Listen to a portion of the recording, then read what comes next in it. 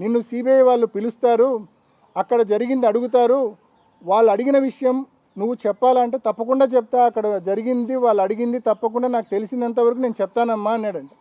అట్లా కాదు, వాళ్ళు అడిగినప్పుడు అవినాష్ రెడ్డి నీతో గుండెపోటు అని చెప్పినాడని చెప్పి నువ్వు చెప్పాలా అని చెప్పినారంట.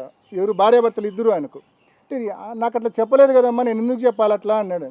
అంటే లేదు లేదు, మా నాన్నకి ఎంతో మంచి శిష్యుడివి నువ్వు, మా నాన్నకి చాలా ఆప్తుడివి నువ్వు అట్లా చెప్పి తీరాల్సిందే అని చెప్పి ఆయన మీద ఒత్తిడి తీసుకొచ్చినారు.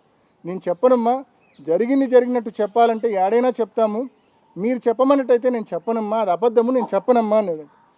వాళ్ళు వెళ్ళిపోయి నువ్వు ఆలోచించుకో అని చెప్పి వెళ్ళిపోయి మళ్ళా ఒక వారం తర్వాత రెండోసారి ఆ హిమకుంట్ల గ్రామానికి సంబంధించిన వ్యక్తి దగ్గరికి రెండోసారి వెళ్ళారు.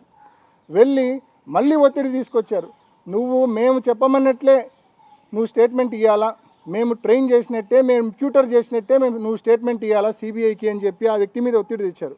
అతను రెండోసారి గట్టిగా చెప్పడంతో, నేను చెప్పను అని గట్టిగా చెప్పడంతో వాళ్ళు వెనక్కిపోవడం జరిగింది. అంటే నేనేం చెప్తున్నా అంటే, ఈ మాదిరి వాళ్ళు ట్రైన్ చేసి ట్యూటర్ చేసిన విట్నెస్లను మాత్రమే సిబిఐ పిలుచుకొని, ముఖ్యంగా నేను చెప్పిన ఈ కొత్త డైరెక్టర్ నియామకం జరిగిన తర్వాత, రామ్ సింగ్ గారు వీళ్ళ చేతుల్లోకి పూర్తిగా వచ్చిన తర్వాత, సుధా సింగ్ గారిని, దీపక్ గౌరి గారిని పూర్తిగా విచారణ నుంచి తప్పించిన తర్వాత, రామ్ సింగ్ అనే వ్యక్తి వీళ్ళ చేతుల్లోకి వచ్చిన తర్వాత పూర్తిగా ట్యూటర్ చేసి ట్రైన్ చేసి ఈ మాదిరి ఇష్టం వచ్చినట్లు స్టేట్మెంట్లు తీసుకునే కార్యక్రమం వీళ్ళు చేశారనేది వాస్తవం.